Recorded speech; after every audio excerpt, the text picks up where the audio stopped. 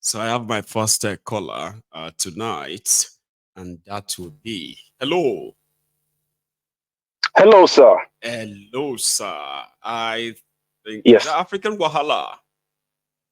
Yes. Oh, it is same. How you Yes. doing today, Baba? I'm doing very well, sir. Yeah, we are. Thank you again. very much. Mm-hmm. Yeah. Another day, another tale of the contraption, the evil place. Um, Thank you very much for what you do. And it's very important that I thank you because you spoke about targeting the younger people, the younger demographic. It's very, very important because when a lot of people turn around 30 years old, they lose the steam and the courage and the motivation to fight for what they want and what they believe in life. Because most people around that age, they become busy with work, family, hustling, trying to survive. And then they have to conform and accept what life throws at them for the vast majority of people. But the younger people are most definitely higher risk takers, and they are the ones that will implement the revolution that will change things eventually. So it's awesome that you are targeting the young people. I also want to encourage the younger people that are under the sound of my voice. Please do not lose courage. Go out there and fight for what you believe in. Nigeria is, I mean, if you believe Nigeria is redeemable, go out there and fight for that. If you don't believe Nigeria is redeemable, go out there and still fight for that. And make sure that before you turn 30, 31, you have put your best foot forward before life crushes you. Because a lot of people, once they turn 30, they lose that ability to stay motivated. And it's quite unfortunate. And some of us that are way above 30, we are still fighting. I find myself often just down, tired, just laughing about the situation because I'm sick and tired of constantly piling up negative news upon negative news, and it seems like nothing can be done. But I still have to control myself and force myself to keep on speaking up against what I don't agree with and try to support what I believe in. So it's just a word of encouragement for the younger people, especially. And thank you so much, Mayogun General, for speaking to the younger people. Thank you. The praise, that's so precise and concise as well, right? Thank you so much. You are the wonderful one there. The African Wahala, Prince Adewale. Yeah. Hello. Hello, my MOG here. Hey, MOG. How are you, Baba, tonight? I'm fine, bro. My brother. God, even this last one you take cover them, man. I can't believe this. And since 3 days I'm trying to call in, and like what African Wahala just said. This message is not going in, my brother. If it's going in, really, if this message is going in, by now, I believe Nigeria will not be the same.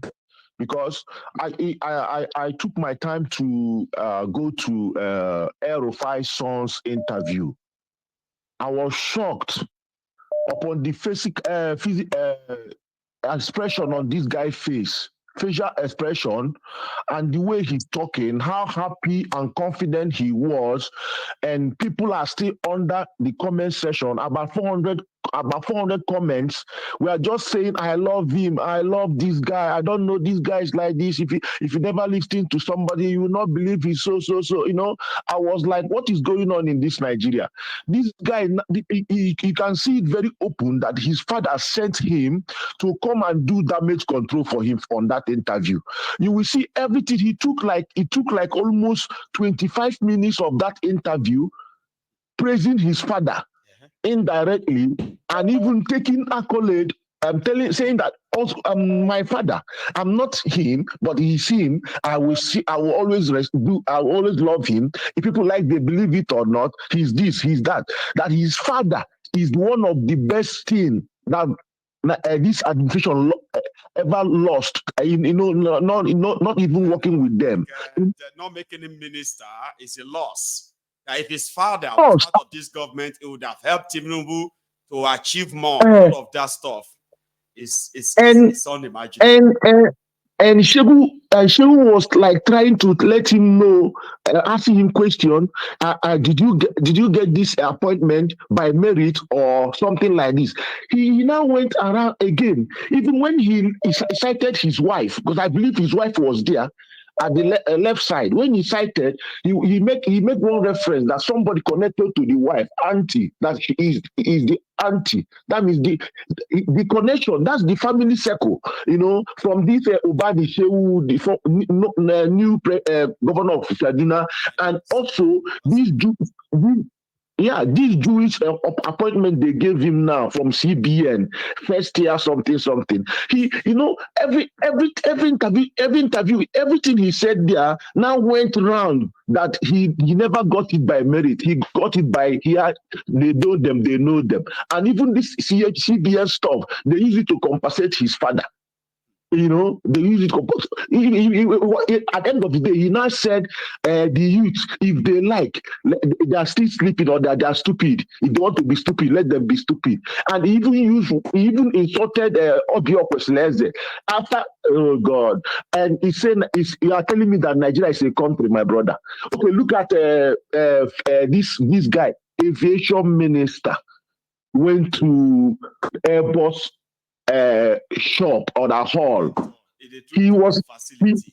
He somebody on a vacation or somebody on not what he went there, but we go and watch that thing for you. He now turned his hand like Ola of Lagos. He not doing that back for Airbus. He now say we have 380. We have this. We have.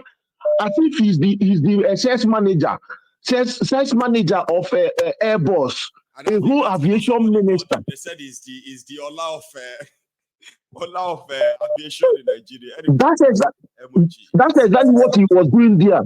Now coming back to this budgeting and no budgeting, and this man, this guy now opened up his mouth and on international television and said all animals are equal, but there's animals that more equal more than others. Okay, is this money they are giving to you? Are they giving them this money by cash to all these senators, or are they putting it in work to the ministry or to their states?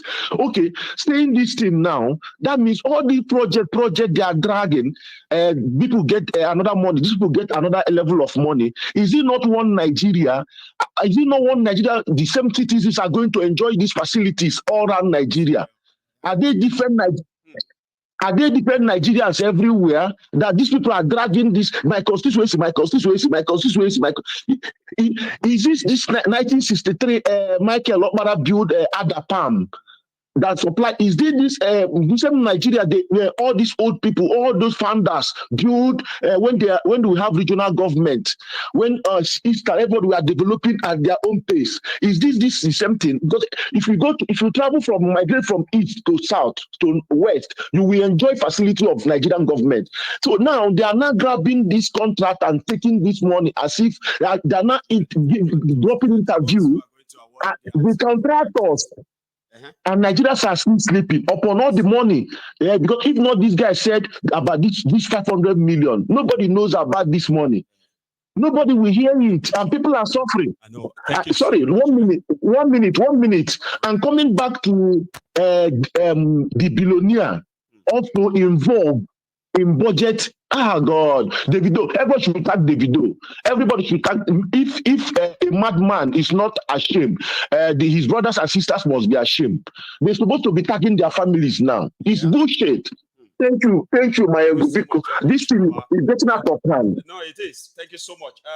We have another. Oh, sorry, I actually just lost that. I was taking there another one. Meanwhile, yes, I've got a clip of Prosper Sotobo Keyamo's display, and yeah, I'm going to probably share that with you soon. But let me take this call first, okay? Hello. Mayegun Baba. 1 True Emperor, is that you? Okay, I think I just muted you. I'm so sorry. Is that you? Yeah, that's me, Sakpa Maleku. Walaikum Asakpa. How are you today? I'm good, my brother. I'm good.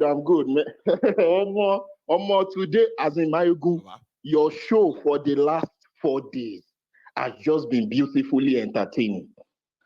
As in, Mayegun, look at what is going on. 10 trillion naira padded and stolen. But guess what, Mayegun? I'm not surprised.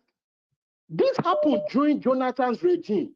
This happened during Yar'Adua's regime. This happened during Buhari's regime. So why are Nigerians surprised? Why are those zombies surprised? They are still in their house. They've not yet scattered everywhere. They are there in Pecas. And my good, they are not hungry. Trust me. After this that you've just said, and Nigeria is still standing, I told you these people are not hungry. They are just shouting. These zombies in Nigeria are just noisemakers. Look at what even the other show you did with this guy, Apabioli. Yeah. I mean, have people forgotten the atrocities that guy committed when he was governor, when he was NDC chairman? I don't think they forgot. My good, Nigeria is dead. Nigeria is dead, and the people living in that country are zombies. It's just as simple as that. And they are still waiting for people like us to come and save them. And they will still say we are the enemies. And yet they've looted the future of their country. Now, let me tell you the reason why I'm calling you. Maegu, I'm from Osun State. So I want to talk about Ade Dancer, that bastard. Do you know that? Too. Go on, Baba. Guy, they follow him. Do you know that Osun State has a loan that will take them over 100 years to pay off? Do you know that Osun State? Yes. Do you know that Osun State also has another loan that will take them 86 years to pay off? I do know. And they also have another loan that will take them about 70 years to pay off. People of Osun State, till their 4th and 5th generation, they will still be paying debt. Not to now talk of Nigeria as a whole. Nigeria, those zombies back home, their children's children will pay debt. No development cannot come in that land. You can't have any development if you are using 98% of your revenue to service debt. How you want to take development? Is it 98% or 100%? What money is Nigeria making? There's nothing left anyway. Is Nigeria even paying off those debts? They are going up and down to borrow money to pay off debt. And yet, some idiot is shouting on national TV that they are padding budget. It's not saying anything new. Let us now leave that one. Let me now go to that bloated pig. You know what I'm talking about, the bloated pig. Asari Doko. The lamentations of Asari is just starting. That video where you play, I just they laugh. Not be Asari where they try from militant general, where he's ready to kill anybody for Tinubu. Yes. Asawana weary. They shout Asawana, and their own people for the creek, they die like dogs. And now Asari is trying to sound like a scholar, saying the junters are coming. Olori Buruku, you yourself, you are a junta. You know, Asari is a terrorist. That is how I see Asari. Asari to Agbero be terrorists, terrorizing people. Exactly. Militants be terrorists, committing economic sabotage and terrorizing the people. Fulani be terrorists. Boko Haram be terrorists. These are people who have directly affected. Their actions have directly affected thousands and millions of people's lives, directly and indirectly. But today, you know, people don't even understand the meaning of terrorism. When people force you to do things against your will, that's what they do. My God, honestly, Nigerians don't know what it means to be free. And they don't know what it means to be free, because all these things that you are showing them, all these things that you are saying, for people to still attack you, attack me, attack reasonable people, that is the reason why I laugh at them. Because at the end of the day, people like me will keep on progressing while they are dying like dogs. Let them kidnap them, because at the end of the day, Nigeria will break up. You see, all these things that are happening is just telling me that I will see Oduduwa nation in my lifetime. Sure. Because only a fool, only a zombie, only a slave will be comfortable with the way Nigeria is going. No doubt. But at the end of the day, Mayegun, they will still say we are the enemies. But anyways. And their leaders that they are thinking will probably be touched by God or something, right? They will keep proving us right that whatever we say is not out of envy, it's not out of enmity, it is out of. It's not, Michael. It's not out of envy. We are showing them concern. We are telling them this is how things should be done. We are showing them evidence of their slave master, stealing their children's destiny, stealing their children's wealth. And yet that idiot that he calls himself Davido says his family does not need to steal money, that they are billionaires. But my guy, my good Nigeria is there. What happens is that we'll just have to open book, okay, and tell everybody how his papa made his money. That the rich family, Davido family, rich family, and all of that. The criminals. Okay, we just spoke about. What were we talking about? The guys in the bank who are helping them. See, we'll talk about that some other day. Leave it at that, okay? My good, thank you, Jerry. Thank you for all. You have a good one. Meanwhile, I want to ask my caller to hang in there for me for a second, okay? So here I've got Lord Soldier. Thank you very much for that your super chat. I've got Emanuela in Ronya. Thank you very much, ma'am, for that too. Is that Emanuela? Emanuele? All right, thank you. I've got Larry Babs as some veterans there too, Baba. Thank you, Salari. Shango Okoya will visit these looters with his instrument of office, one after the other. He say, this boy says it better. Le Babs rather. So, Bab, thank you. Listen to this. Of our grading leaders. Oh, Thunder, where are you? This is the time you are supposed to strike, so that you eliminate all of them, so that we have peace in our nation. We'll tell you there in one aeroplane, so that it will crash land in the course of their journey. Here's my caller. Hello there. Waye. All right, Prince speaking, Waye. It's been a while. I know. And how are you?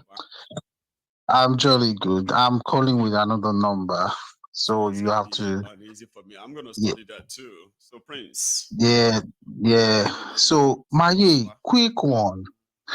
I've been watching from behind. Sometimes your show is so interesting to the point that we just, after listening, sometimes I can't just call. I just try to ponder on everything you've spoken about, and I just reflect on how Nigeria is just. What have I just said? Yeah, and that's, I just can't call at that time. I just begin to think about so many things. But now, I think Nigerians need to start holding some people accountable. You see this appropriation, whatever they've put into this budget. It is so massive. There are some people Nigerians need to hold accountable. So there are some things that sometimes you just look at them and you just move on. But you see this one, this one, it's so deep, it's so much that you can tell that these ones, they don't have any plan for anybody. Just, like, and it's sad in times like this when they are telling people. All right, me, I'm not surprised, I'm not surprised because, like the last caller said, it's been ongoing and we know. But you see, there are some things Nigerians need to start doing now, Maye. And I think on one of your shows you mentioned this thing. We need to start making sure we educate our people back home to the grassroots so that when these idiots go back to their constituency to give them sewing machines, motorcycles, grinding machines that will not get them anything, they should stone them. And I'm going somewhere, Maye. Following you, Baba. You see that guy called Olamilekon in Senate? You know he's the one behind all this. I know I'm well now.